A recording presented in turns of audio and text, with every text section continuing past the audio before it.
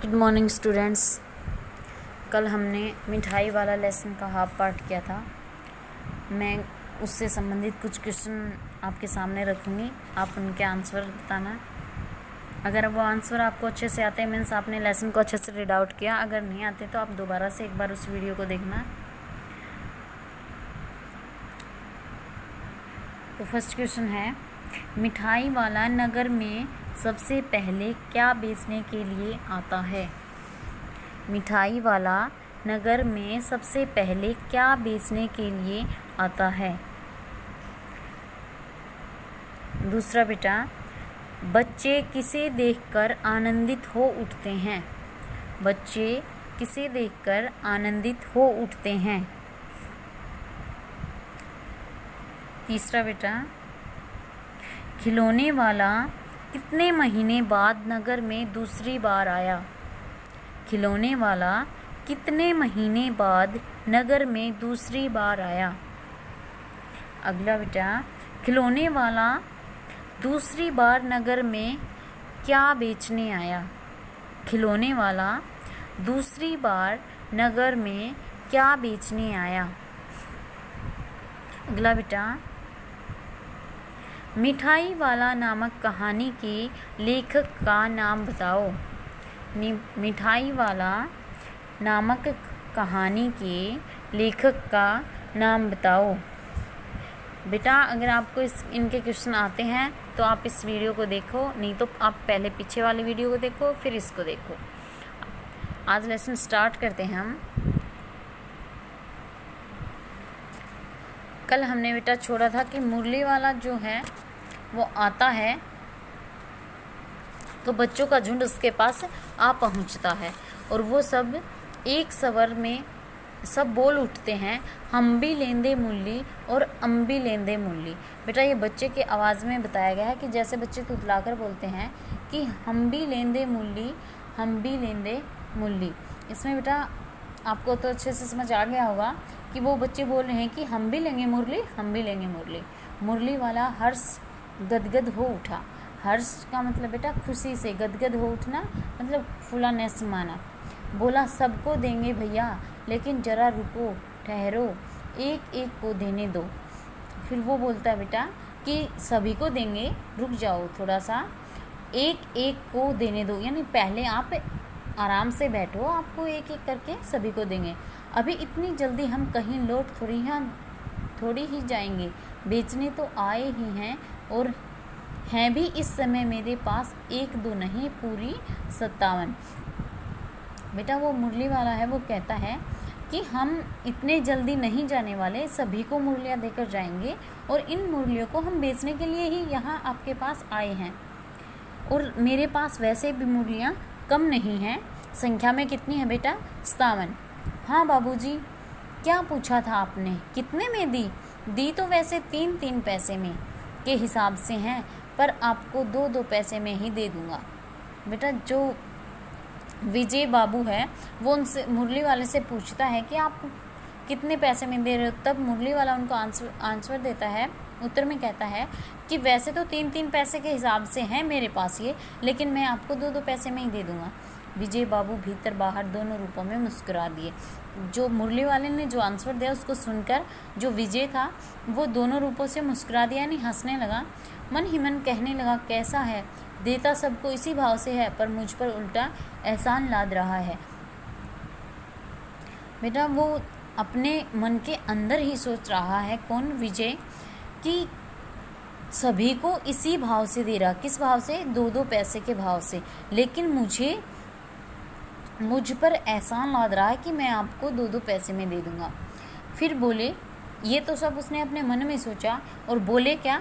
तुम लोगों की झूठ बोलने की आदत होती है, देते होंगे सभी को 2-2 पैसे में, पर एहसान का बोझा मेरे ही ऊपर लाद रही हो। फिर वो बेटा विजय बोलता है उसको, मुरली वाले को, कि जो बेचने वाले लोग होते हैं, सामान बेचने वाले लोग, जो दुकानदार होते हैं, उनको झूठ बोलने की आदत होती है। वो देते तो सभी को 2-2 पैसे में है, पर जिस प्रकार आप मुझ पर एहसान कर रहे हो कि मैं देता तो 3-3 में हूँ लेकिन आपको 2 रुपये में दे दूँगा, ऐसे ही ये आप बोझ मेरे ऊपर लाद रहे हो। मुरली वाला एकदम अप्रतिभ हो उठा, हैरान हो उठा, बोला, आपको क्या पता बाबूजी कि इनकी असली लागत क्या है। कि लागत होती है बेटा इनको बनाने में जो भी खर्च आया है वो, कि इनको बनाने का जो खर्चा है वो क्या है। यह तो ग्राहकों का दस्तूर होता है बेटा, नियम। ग्राहक होता है बेटा जो सामान खरीदता है वो। दुकानदार चाहे हानि उठाकर चीज़ क्यों ना बेचे, पर ग्राहक यही समझते हैं कि दुकानदार ने मुझे लूट लिया। बेटा जो विजय बाबू है उसको वो मुरली वाला कह रहा है कि जो ग्राहक होता है उसकी आदत होती है कि भले ही दुकानदार अपनी हानि उठाकर, यानी जो लागत लगी है उससे कम पैसे में चीज़ दे, पर ग्राहक को यही लगता है कि दुकानदार उसे लूट रहा है, कि ज़्यादा पैसे में दे रहा है। आप भले काहे को विश्वास करेंगे, कि आप क्यों विश्वास करेंगे। लेकिन सच पूछिए तो बाबूजी असली दाम 2 ही पैसा है। आप कहीं से 2 पैसे में ये मुरली नहीं पा सकते। मैंने तो पूरी 1000 बनवाई थी तब मुझे इस भाव पड़ी हैं। विजय बाबू बोले, अच्छा मुझे ज़्यादा वक्त नहीं, जल्दी से 2 ठो निकाल दो। ठो का मतलब होता है बेटा 2 चीज़ लगा लो या आइटम लगा लो, 2 जगह लगा लो। 2 मुरलियाँ लेकर विजय बाबू फिर मकान के भीतर पहुंच गए। मुरली वाला देर तक उन बच्चों के झुंड में मुरलियाँ बेचता रहा। झुंड होता है बेटा बच्चों का समूह। उसके पास कई रंग की मुरलियाँ थी। बच्चे जो रंग पसंद करते मुरली वाला उसी रंग की मुरली निकाल देता। यह बड़ी अच्छी मुरली है, तुम यही ले लो बाबू। राजा बाबू तुम्हारे लायक तो बस यह है। हाँ भाई तुमको वही देंगे, ये लो। तुमको वैसी चाहिए, वैसी नहीं चाहिए, यह बेटा। ये सब वो उन बच्चों को, बच्चे उससे बोल रहे हैं तो वो उन बच्चों को दे रहा है और आंसर दे रहा है उनके साथ साथ।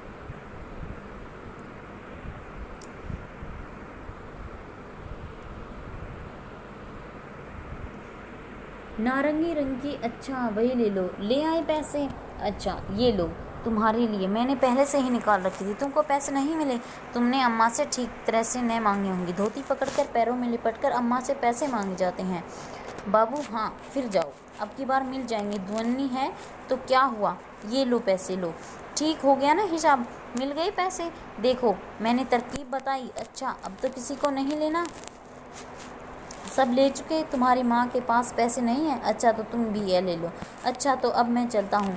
इस तरह मुरली वाला फिर आगे बढ़ गया। बेटा वो बच्चों के साथ बातें कर रहा है कि जो पैसे ले आए उनसे पैसे ले लेता है और उनको उसके बदले जिस कलर की वो मुरलियाँ पसंद करते हैं उनको दे देता है। और एक बच्चा उनमें ऐसा होता है जिसकी अम्मा पैसे नहीं देती, तो वो उसको बोलता है कि बेटा आपको अच्छे से पैसे मांगने नहीं आते, आप अपनी मम्मी की धोती पकड़कर पैरों में लिपट जाना और तब ऐसे अपनी मम्मी से पैसे मांगे जाते हैं। आप ऐसे मांगना, फिर आपको मिल जाएंगे। दोबारा जाओ आप, और उसको जब वो दोबारा जाता है उसको पैसे मिल जाते हैं। तो फिर उसको बोलता है कि देखो मैंने कितनी अच्छी तरकीब यानी आइडिया बताया, आपको पैसे मिल गए। तो ऐसे बेटा वो सब बच्चों को देकर आगे की ओर बढ़ जाता है।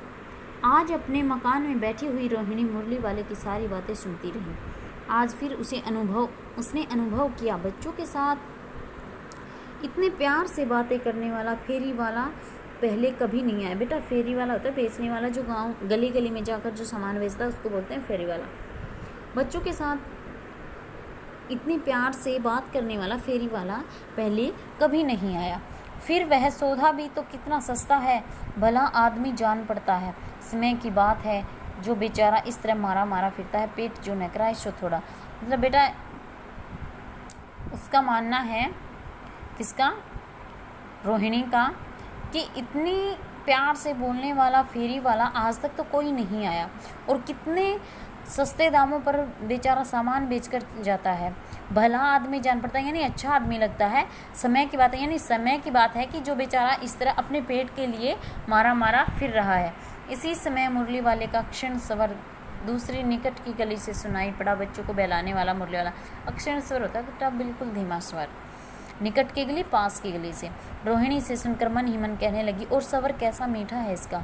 बहुत दिनों तक रोहिणी को मुरली वाले का वह मीठा स्वर और उसकी बच्चों के प्रति वे स्नेह की बातें याद आती रही। बेटा काफ़ी दिनों तक रोहिणी को मुरली वाले की वो मीठा स्वर बोलने का और बच्चों के प्रति स्नेह शक्ति यानी बच्चों के साथ वो प्यार भरी बातें याद आती रही। महीने के महीने आए और चले गए, फिर मुरली वाला नहीं आया। धीरे धीरे उसकी स्मृति भी क्षीण हो चली गई। स्मृति बेटा याद, जो उसकी वो यादें थी मुरली वाले की, वो धीरे धीरे धीमी होती चली गई। 8 मास बाद सर्दी के दिन थे। रोहिणी स्नान करके मकान की छत पर चढ़कर आजानुलंबित केस राशि सुखा रही थी। आजानुलंबित का मतलब बेटा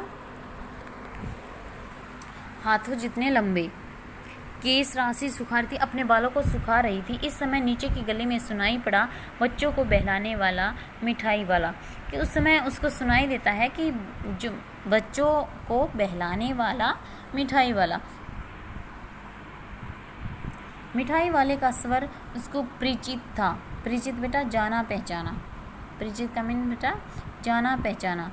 झट से रोहिणी नीचे उतर आई। उस समय उसके पति मकान में नहीं थे, घर में नहीं थे। उनकी वृद्धा दादी थी। वृद्धा होता बेटा बूढ़ी। रोहिणी उनके निकट आकर बोली, दादी चुन्नू मुन्नू के लिए मिठाई लेनी है, जरा कमरे में चलकर ठहराओ, यानी आगे कमरे में जाकर उसको रोको। मैं उधर कैसे जाऊं, कोई आता न हो, जरा हटकर मैं चिक की ओट में बैठी रहूंगी। दादी उठकर कमरे में आकर बोली, ए मिठाई वाला इधर आना। मिठाई वाला निकट आ गया और बोला, कितनी मिठाई दूँ माँ? ये नई तरह की मिठाइयाँ हैं, रंग बिरंगी, कुछ खट्टी कुछ मीठी, जायकेदार, बड़ी देर तक मुंह में टिकती हैं, जल्दी नहीं घुलती, बच्चे बड़े चाव से चूसते हैं। इन गुणों के सिवा ये खांसी भी दूर करती हैं। कितनी दूर, चटपटी गोल पहलदार गोलियाँ, पैसे की 16 देता हूँ। बेटा ये जो मिठाइयाँ लिए हुए हैं उनकी विशेषताएँ बता रहा है, उनके गुण बता रहा है कि ये मिठाई हैं रंग बिरंगी है, कुछ इनमें से कुछ खट्टी भी हैं, कुछ मीठी भी, जायकेदार, मज़े वाली, और काफ़ी देर तक मुंह में टिकती है। मतलब बेटा काफ़ी देर तक हम इनको चूस सकते हैं, ये जल्दी से नहीं घुलती। और खांसी के और मतलब इतने गुणों के साथ साथ ये खांसी को भी दूर करती हैं। दादी बोली 16 तो बहुत कम होती हैं, भला 25 तो देते। मिठाई वाला, नहीं दादी, अधिक नहीं दे सकता, अधिक नहीं दे सकता।